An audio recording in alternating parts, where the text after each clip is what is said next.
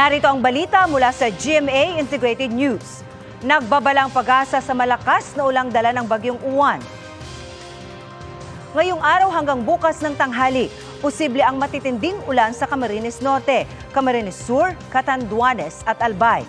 Asahan din ang malalakas na ulan sa Quezon Province, Marinduque, Masbate, Sorsogon, Northern Samar at Eastern Samar.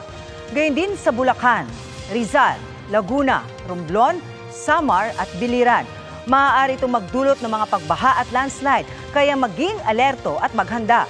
Batay sa huling buletin ng Pag-asa, posibleng lumapit ang mata ng bagyong Uwan sa Catanduanes bukas ng umaga at maglandfall sa southern portion ng Aurora o northern portion ng Aurora bukas ng gabi o Lunes ng madaling araw. Dahil din sa bagyo, may mga nag-anunsyo na ng suspensyon ng klase sa Lunes. Para sa kumpletong detalye sa bagyong Uwan, tumutok sa social media pages ng GMA Integrated News at 24 oras weekend mamayang 5:30 p.m. Para sa mas malaking misyon at mas malawak na paglilingkod sa bayan, ako po si Marisol Abduraman ng GMA Integrated News, ang News Authority ng Pilipino.